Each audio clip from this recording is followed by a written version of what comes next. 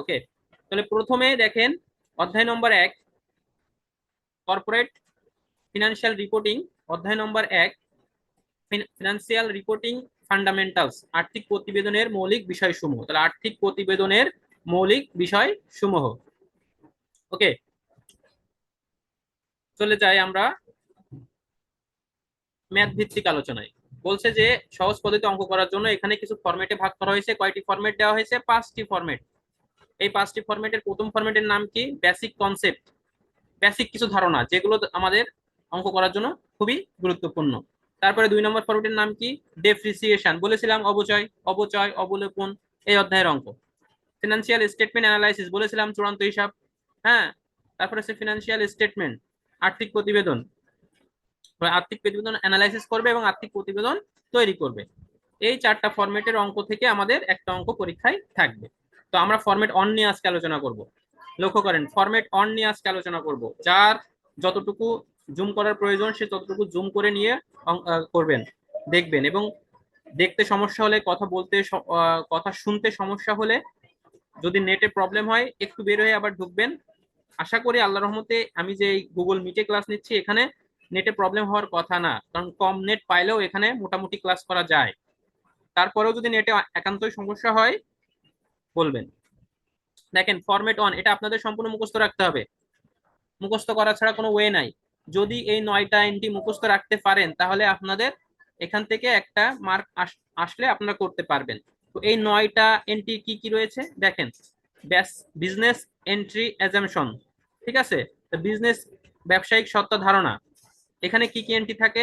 Capital, investment, dividend, drawing, withdraw আর draw. ঠিক আছে, ক্যাপিটাল, ইনভেস্টমেন্ট, ডিভিডেন্ড, ডিভিডেন্ড মানে লাভ্যাংশ, ড্রয়িং উইথড্র মানে তো জানেন উত্তোলন। এইগুলো কোথায় যাবে? বিজনেস এন্ট্রি অ্যাজাম্পশনে যাবে। তাহলে দেখেন কখনো যদি অঙ্কের ভিতরে দেখি যে ক্যাপিটাল ইনভেস্টমেন্ট রয়েছে, ডিভিডেন্ড রয়েছে, ড্রয়িং রয়েছে, উইথড্র রয়েছে, এগুলো যাবে কোথায়? বিজনেস এন্ট্রি অ্যাজাম্পশনে যাবে। এরপরে রয়েছে গোয়িং কনসেপ্ট অ্যাজাম্পশন, চলমান প্রতিষ্ঠান ধারণা। চলমান প্রতিষ্ঠান ধারণার ভিতরে কি কি এন্ট্রি থাকবে ভালোভাবে লক্ষ্য করবেন। ডেপ্রিসিয়েশন, কোথাও যদি ডেপ্রিসিয়েশন লেখা থাকে, ডেপ্লিশন লেখা থাকে, লং টার্ম লোন, আচ্ছা এই লং টার্ম লোন, এই লং টার্ম লোন নামে কি লেখা থাকবে? লেখা থাকবে না। বন্ড, ডেট, ডিবেঞ্চার, এরকম অনেক কিছুই থাকবে। ওকে, তারপরে লং টার্ম লোন তো চিনেন, দীর্ঘমেয়াদী যে ঋণগুলা, মর্টগেজ লোন, ব্যাংক লোন, দীর্ঘমেয়াদী যেগুলো হয়ে থাকে। এবার হচ্ছে interest, interest amortisation of preliminary expense. Preliminary মানে কি জানেন? প্রাথমিক খরচ, তার অবলোপন। এগুলো সব কোথায় যাবে? গোয়িং কনসেপ্ট অ্যাজাম্পশনে যাবে। 3 নাম্বারটা কি? কস্ট কনসেপ্ট অ্যাজাম্পশন, খুবই সুন্দর একটা ব্যয় ধারণা নীতি। কস্ট কনসেপ্ট অ্যাজাম্পশন কি কি আসবে? Purchase of asset. তাহলে পারচেস অফ অ্যাসেট বলতে যে কোনো ধরনের সম্পত্তি, বিল্ডিং, ল্যান্ড, ফার্নিচার, যে কোনো ধরনের সম্পত্তি যদি ক্রয় করি সেটা এই কস্ট কনসেপ্ট অ্যাজাম্পশনে আসবে। 4 নম্বরটা দেখেন, ম্যাচিং কনসেপ্ট অ্যাজাম্পশন, মিলকরণ নীতি। ভালোভাবে লক্ষ্য করবেন, মিলকরণ নীতির ভিতরে কোন কোন এন্ট্রি থাকবে? Prepaid expense, accrued expense and adjustment. তাহলে অ্যাক্রুড এক্সপেন্স, অ্যাডজাস্টমেন্ট। তাহলে প্রিপেইড এক্সপেন্স থাকবে আর অ্যাক্রুড এক্সপেন্স বকেয়া খরচ সমন্বয় থাকবে। আর প্রিপেইড এক্সপেন্স অগ্রিম যত খরচ আছে সেগুলো থাকবে। আচ্ছা অগ্রিম, প্রিপেইড কি আয়, দায় না সম্পদ কোন তো জানেন? খরচের অগ্রিম কি আমাদের কাছে সম্পদ না? আচ্ছা এরপরে কি আছে? ফুল ডিসক্লোজার কনসেপ্ট, পূর্ণ প্রকাশকরণ নীতি। এই নামগুলো কিন্তু আপনারা শুনেছেন, দেখে নেন এগুলোর ভিতরে কি কি এন্ট্রি আসে। এত যাবৎকাল কিন্তু এগুলো দেখেননি, আজকে কিন্তু এগুলো বিস্তারিত দেখতেছেন। আমরা কিন্তু অনেক অনেক জায়গায় থিওরি লিখেছি, চলমান প্রতিষ্ঠান ধারণা নীতি কাকে বলে, ব্যয় ধারণা নীতি কাকে বলে, ম্যাচিং কনসেপ্ট মিলকরণ নীতি কাকে বলে, পূর্ণ প্রকাশকরণ নীতি কাকে বলে, এগুলো কিন্তু আমরা বহুত পড়েছি। কিন্তু এগুলোর ভিতরে যে কি কি এন্ট্রি যায় সেগুলো কিন্তু আমরা আজকে দেখতেছি। তাহলে এই যে 5 নাম্বার ফুল ডিসক্লোজার কনসেপ্ট অ্যাজাম্পশনে যায় হচ্ছে অ্যাকুমুলেটেড ডেপ্রিসিয়েশন যায় আর হচ্ছে ব্যাংক রিকনসিলিয়েশন যায়। এরপরে আছে মনিটরিং ইউনিট অ্যাজাম্পশন, অর্থের একক। মনিটরিং ইউনিট অ্যাজাম্পশন, অর্থের এককে পরিমাপ ধারণা। এর ভিতরে কি কি এন্ট্রি যাবে? অ্যাকাউন্টিং ইন এনি কারেন্সি, যে কোনো ধরনের টাকা, sorry recording in any currency, যে কোনো ধরনের লিখিত টাকা যাবে এখানে। রেভিনিউ রিকগনাইজেশন, রাজস্ব স্বীকৃতি নীতি কি যাবে? অ্যাক্রুড রেভিনিউ, বকেয়া আয়, অ্যাক্রুড রেভিনিউ বকেয়া আয় যাবে। কনজারভেশন প্রিন্সিপাল, রক্ষণশীলতার নীতি। এই প্রশ্নটা ম্যাক্সিমাম জায়গায় এসেছে, অ্যাকাউন্টিং এর পরীক্ষা হইলেই রক্ষণশীলতার নীতি বলতে কি বুঝো আলোচনা করো, এই কোশ্চেনটা আসে। তো রক্ষণশীলতার নীতির ভিতরে কি কি এন্ট্রি যায়? রেকর্ডিং ক্লোজিং ইনভেন্টরি, তারপরে যায় হচ্ছে প্রভিশন ফর ব্যাড ডেট, এই এন্ট্রিগুলা এখানে আসে। এরপরে আছে ঐতিহাসিক ব্যয় নীতি, হিস্টোরিক্যাল কস্ট প্রিন্সিপাল, এর ভিতরে কি কি এন্ট্রি যাবে? ফিক্সড অ্যাসেট যাবে, হিস্টোরিক্যাল প্রাইস যাবে, আর মার্কেট প্রাইস যাবে। ফিক্সড অ্যাসেট যাবে, হিস্টোরিক্যাল প্রাইস যাবে, আর মার্কেট প্রাইস যাবে। এটা হচ্ছে ঐতিহাসিক ব্যয় নীতি। এই 9টা নীতি আমাদের রয়েছে, বা 9টা বেসিক কনসেপ্ট আমাদের রয়েছে। এই 9টা বেসিক কনসেপ্টের ভিতরে যে এন্ট্রিগুলো দেওয়া রয়েছে, লক্ষ্য করেন, এই যে এন্ট্রিগুলো দেওয়া রয়েছে, এই এন্ট্রিগুলো কিন্তু আপনাদের মনে রাখতে হবে, যে কোনো মূল্যে হোক, যে কোনো ভাবে আপনাদের এইগুলা কি করতে হবে? মনে রাখতে হবে। আমরা একটু অঙ্কের দিকে যাব। কি অঙ্কের দিকে যাব নাকি এগুলো নিয়ে আরো আলোচনা আছে? বলেন তো, চৈতি আপা আছেন? এগুলো মুখস্থ জিনিস, এগুলো বোঝার কিছু নেই। যে ব্যবসায়িক ধারণা 1 নম্বর বিজনেস এন্ট্রি অ্যাজাম্পশনে কি কি এন্ট্রি যায়, গোয়িং কনসেপ্টে কি কি যায়, কস্ট কনসেপ্টে কি কি যায়, ম্যাসিক কনসেপ্টে কি কি এন্ট্রি যায়, এগুলো মুখস্থ রাখতে হবে। ঠিক আছে রিয়া আপা? রিয়া আপা আছেন নাকি?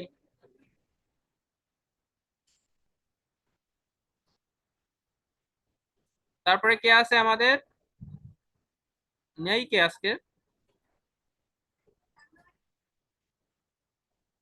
ও, তামান্না আপা, তামান্না আপা, রিয়া আপা নেই কেন? না না, নাই। আফসানা নয়নার নাকি জ্বর আসছে, জ্বর। এই জ্বর তো ভয়ানক। জি ভাইয়া, আজকে একটু সুস্থ আছি। আজকে সুস্থ আছে না? আচ্ছা। আফসানা নয়না আপার সুস্থ আছে আজকে একটু, আলহামদুলিল্লাহ। তো রিয়া নাই আমাদের, হ্যাঁ? রিয়া নাই। আচ্ছা, রিয়া নাই, সমস্যা নাই। এরপরে আছেন, আমরা যাই অঙ্কে চলে যাই, তাহলে আমরা সূত্রটা বুঝতে পারবো। দেখেন অঙ্কটা দেখেন, খুব সুন্দরভাবে অঙ্কটা দেখেন। বলছে কি, এই যে দেখেন, আমি একটু বড় করে দিই। দেখেন এখানে বলছে, দেখায় দেখায়, বলছে এনইউ বিবিএ ফাইনাল 2014 সালে এই কোশ্চেনটা এসেছে। কি question? The following information R available for a limited on December 31, 2015। December 31, 2015 সালের একটা তথ্য এখানে দেওয়া আছে। বলছে ইন্ট্রোডিউস ক্যাপিটাল ফর টাকা 75,000, মূলধন রয়েছে কত টাকা? 75,000 টাকা। আচ্ছা বলেন তো, মূলধন কোন বেসিক কনসেপ্টে যাবে? মূলধন কোন বেসিক কনসেপ্টে যাবে? এই যে দেখেন, মূলধন যাবে হচ্ছে কোথায়? ক্যাপিটাল। কোথায় যাবে? 1 নম্বর বিজনেস এন্ট্রি অ্যাজাম্পশনে যাবে। কোথায় যাবে? বিজনেস এন্ট্রি অ্যাজাম্পশনে যাবে। ঠিক আছে? আচ্ছা, ওয়েট ওয়েট, আমি আর একটা ভালো কাজ করি, যেটার জন্য আপনার সুবিধা মতো বুঝতে পারবেন। পাশাপাশি সূত্রটা রেখে দিই, 1 মিনিট। কর্পোরেট ফিনান্সিয়াল রিপোর্টিং সূত্র, ওকে, ওপেন।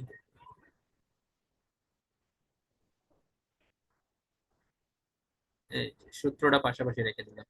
ঠিক আছে,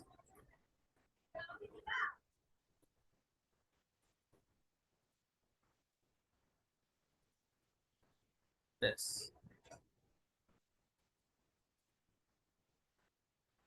ব্যাস দেখেন,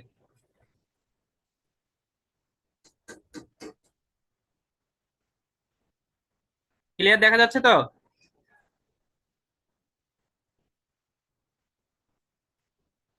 আমার কথা শুনতে পান?